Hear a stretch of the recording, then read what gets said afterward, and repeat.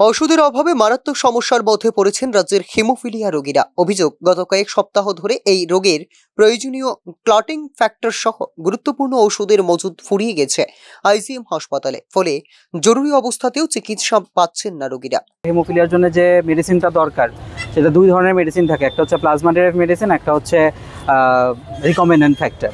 তো লাস্ট 1.5 মাস ধরে আমাদের হসপিটালের যে রিকমেন্ডেন্ট ফ্যাক্টরের যে সাপ্লাই ছিল এটা কমপ্লিটলি বন্ধ, কোনো ফ্যাক্টর অ্যাভেলেবেল নাই। তার পাশাপাশি প্লাজমা ডেরাইভড যে প্রোডাক্টটা চলছে এটা এখন ভীষণ ক্রাইসিসে চলছে।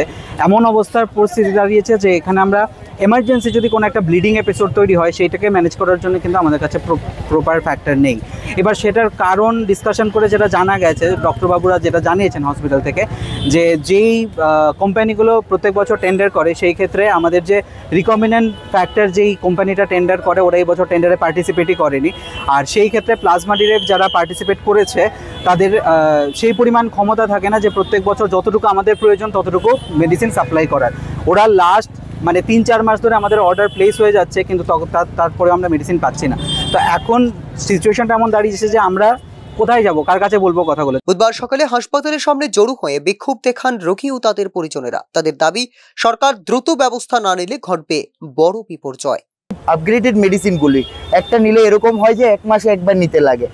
এরকম হয় যে ইএচএল মেডিসিনটা 15 দিনে একবার, 15 দিনে যদি কোনো পেশেন্ট একবার নেয় ওদের কি হয়, হসপিটালে আসতে লাগে না। স্কুলিং, যারা নিজের পার্সোনাল কাজকর্ম করছে তারা ওই কাজকর্মের দিকে মনোযোগ দিতে পারে, ফ্যামিলিকে টাইম দিতে পারে। এখানে স্টোরেজেরও প্রবলেম হবে না, অনেক কিছু জিনিস। এখন কি হাসপাতালে মেডিসিনটা রয়েছে अवेलेबल আপনাদের যে মেডিসিন? না, এখন যে প্লাজমা ডেরাইভড একদম খুবই কম, শুধুমাত্র ইমার্জেন্সি পারপাসে ইউজ করা যেতে পারে। তাও একটা পেশেন্টের যতটুকু রিকোয়ারমেন্ট, ওই রিকোয়ারমেন্টের বলা হয় যে ফুলফিল করা যাচ্ছে না। 70-60% দিয়ে ওইটাকে জাস্ট একটা মনে করুন আজকে আমার জ্বর হলো, আমার 500 ডোজ লাগবে, এটা 250 নিলে কি জ্বরটা কমবে? সে কমবে না। এটার জন্য যতটুকু রিকোয়ারমেন্ট ওইটাই আমার নিতে লাগবে।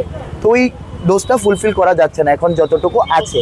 আর মনে হয় না যে আগামী, তারা বললো 3 মাসে এটা ফুলফিল করা যাবে না। তো 3 মাস পর্যন্ত কিভাবে চলবে একটা পেশেন্ট?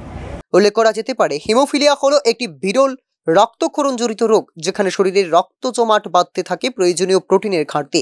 নিয়মিত ওষুধের মাধ্যমে এই রোগ নিয়ন্ত্রণে রাখা সম্ভব হলেও বর্তমানে ঔষধের অভাবে ঝুঁকির মুখে পড়েছে রোগীদের জীবন। ব্যুরো রিপোর্ট, নিউজ নাও।